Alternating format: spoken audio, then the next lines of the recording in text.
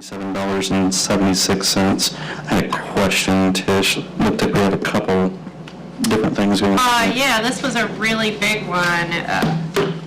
It's just the way the cookie crumbles sometimes, but we've got a pretty large utility payment in there. We've got a insurance payment in there that was pretty big. Looks like there were some grants paid out at the airport. I'm sorry? Was it grant? Money was paid out Yes, at the airport? that's the FAA grant. I just noticed something when I opened this that I want to bring to your attention. Lori didn't mark it, but we just talked about this today. So this number is actually going to be the $498,000 minus $19,757.50 to accident fund there on the second page, because we switched from accident fund to IPEP, and we had received the yearly payment, and Lori went ahead and wrote that check. So we're going to void it. We're going to be voiding that check. Okay. Yeah. So it's going to be $498 minus $19,757. Is that workman's comp insurance? It's workman's comp, Okay. yes. But we got a better deal after shopping around with IPEP than accident funds, so I switched. Would you mind coming here? Make sure that I got all these straight on what we're doing. This was just the regular, this is two payrolls, right? Oh, okay, so one in This one right here, this one's for clothing allowance. clothing allowance, and then this one was just not signed the last time. Oh, gotcha. That's that one that came in late that we have to sign. This was in October 1st, so I just need your signatures on that one because it wasn't signed last time. Just the normal three. Or the normal ones. Okay. All right. That clarifies. Yes. And this is I'm sorry. APBs, payrolls, and play. Okay. Yes, sir. And we already voted on this one. We just forgot to sign Just it. need to be signed, yeah. Okay. All right. So I'm going to put that aside so I don't get confused with it anymore. So let me do the math here real quick. That way you have the exact number that you're going to be approving, if you don't mind. Sure. 498.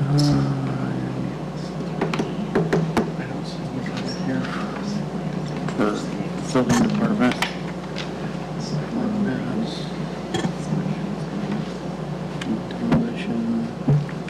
Okay, do you have your pens ready?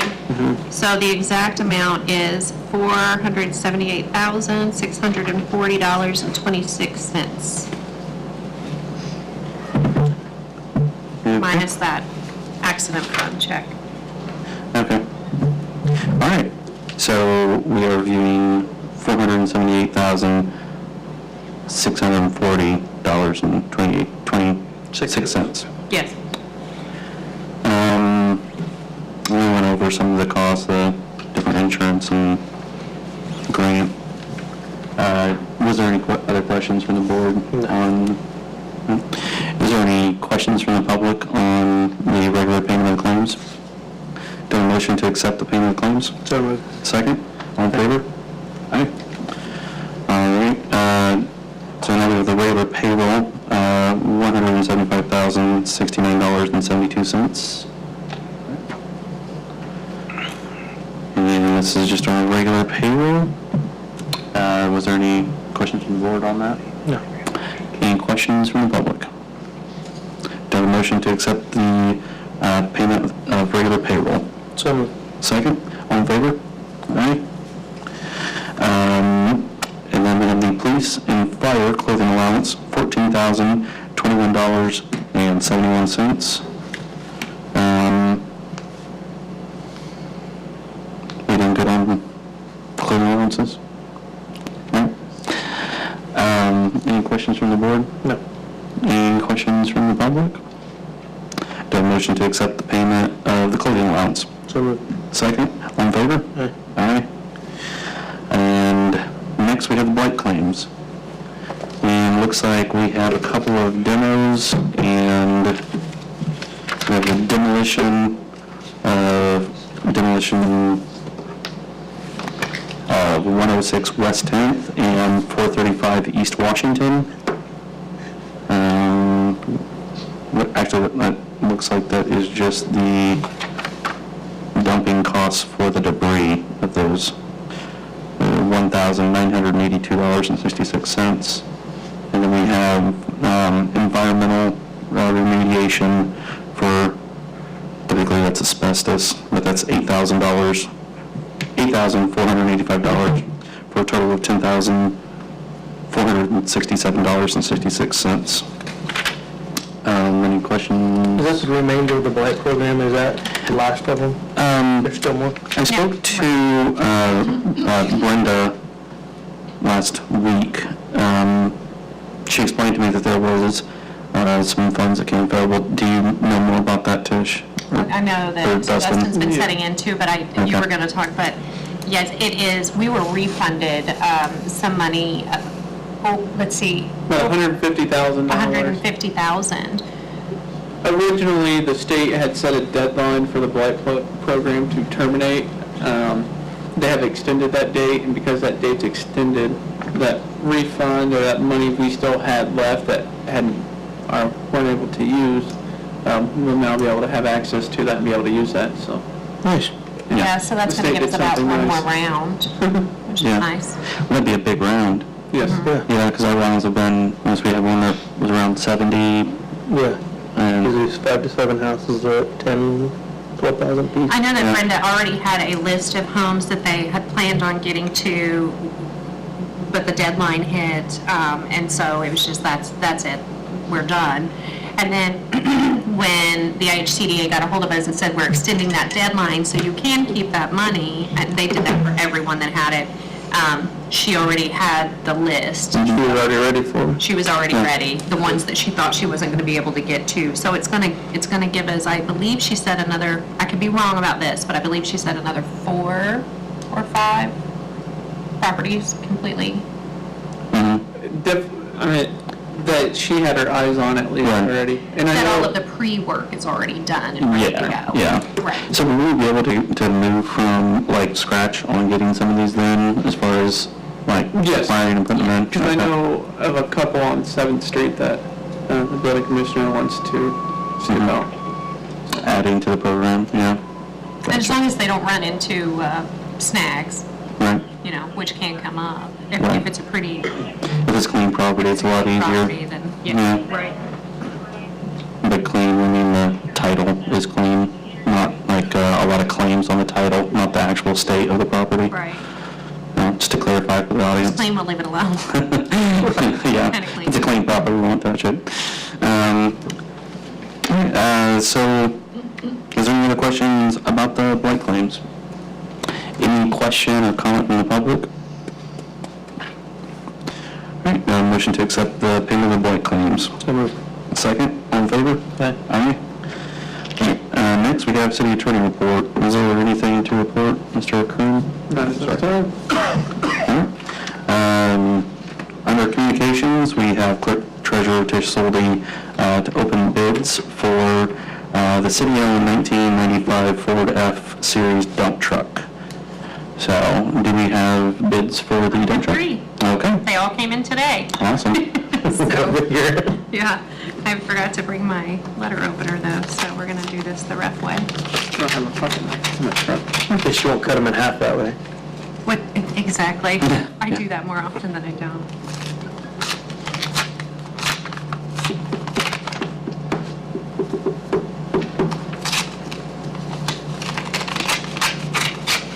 Where was this truck previously used? It was one of those big trucks that the street department uses. Oh, street departments? Does that mean I'm rambling? No, you just need to finish. Okay, the first bid is from Cliff Helvey, $1,100.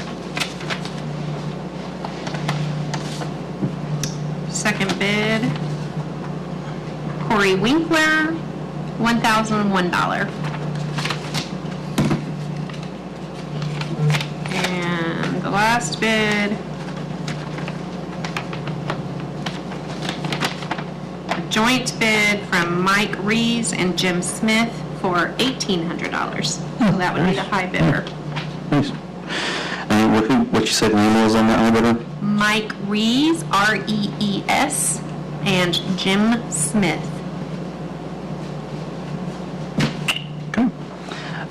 have a motion to accept the bids? Is there anything we need to do to address on that, Dustin, as far as how big gets it and that's all there is to that one? I mean, yeah, it's that threshold, it's, oh,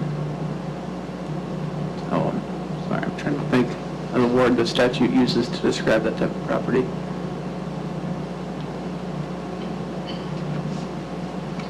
It's worn out equipment at this point, I mean, it's just, I'm trying to, Yeah. Was it, is 5,000, is that the threshold, or? yes. Yeah. But I know we had talked about the value of the truck itself, and scrap is worth a decent amount of money, so I know there was something, I believe, 15. Yeah, I think they wanted to see at least 1,500 out of it to make it worth them selling, and this exceeds that, so I think it would be an Yeah. acceptable bid. Yeah. Yeah. Is that, Mr. Thorpe? Yes, that's fine. Okay. So, we need to accept the bids and then award it? Yeah, accept them all bids as is, and then award. Okay. All right, a motion to accept the bids as read? So, Second? All in favor? Aye. All right. Do I have a motion to accept Mike Rees and Jim Smith's bid of $1,800? Motion to award. Is that a motion to award? Okay. Do I have a motion to award Mike Rees and Jim Smith? so moved. Second? All in favor? Aye. Aye. Okay. Congratulations, Mr. Rees and Smith. Next, we'll move on to unfinished business. We have none, so we'll move to new business. We have an item on the agenda that has already been resolved. There was a, Mowing fee? yeah, the mowing fee. He said, well, he didn't get it. We checked with the post office, and they said, oh, yeah, sorry, we sent it to the wrong place. So, Good deal. obviously, He was right, we didn't get it. yeah. So, like the post office didn't do their job. Oh, they didn't, okay. So, but we do have a request to add a request for a parade for, what was the date we were saying on this? We're looking at August 22nd. August It'll be a 22nd? Saturday. So you got a year. Yes. Oh, wow. We're planning ahead of time because there's the road issues. We want to make sure we've got that planned. If we need any permissions, we've got this way ahead of time. Okay. Do I have a motion to add, and this is for Miami County Worth Remembering? Miami County, yes. Okay. I have a motion to accept to add to the agenda Miami County Worth Remembering's request. So moved. Second, all in favor? Aye. Aye. All right. So, Ms. Regine, would you like to explain this to us a little bit? 100 years ago, in 1919, there was a parade. It's the only women's suffrage parade that took place in Miami County. It was a quiet parade. It was just to celebrate the fact that the amendment, the 19th Amendment, was finally passed. They weren't done. They had to wait another 14 months to actually have 36 states ratify so that it would become law of the land. That didn't happen until August 26th. That is when it was actually signed in. We looked at the calendar and debated whether to go before or after because it actually was ratified on the 18th of August, but signed on the 26th.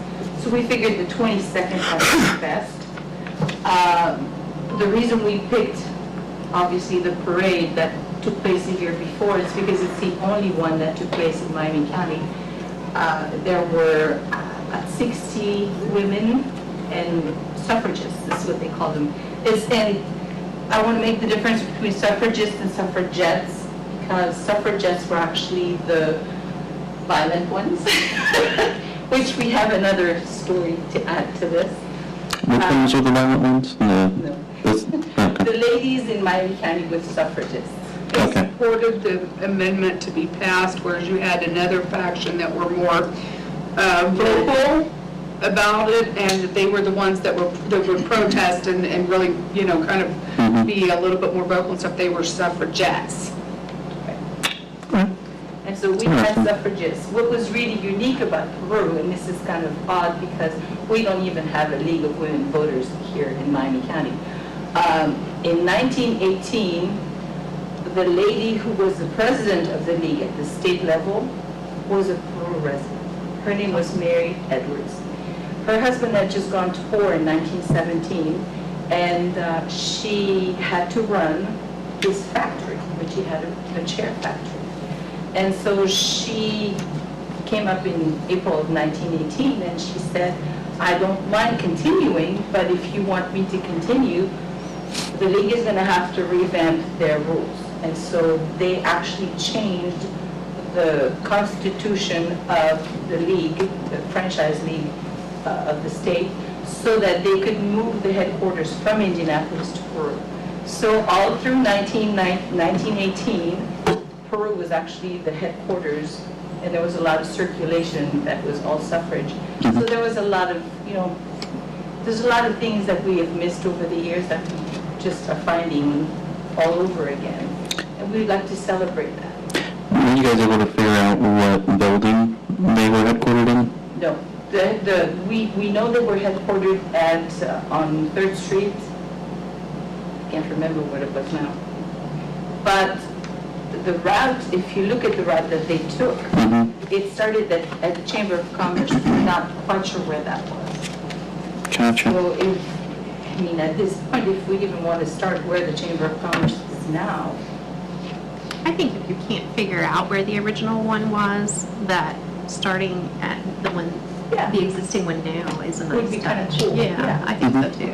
And so maybe what we would do is just maybe start at the Chamber of Commerce, take Court Street, and then come around. It's not exactly the way that they did it, but kind of. What do you think?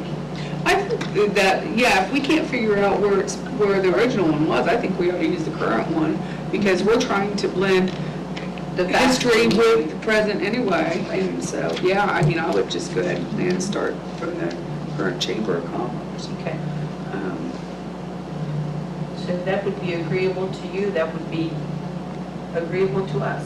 We're also talking about, if you read the article, it explains that there will be horses that are going to be leading that parade. It would be really nice if we could get a band also with it. So this is all in the planning. We're just putting we've got a year, like you said, it's not tomorrow.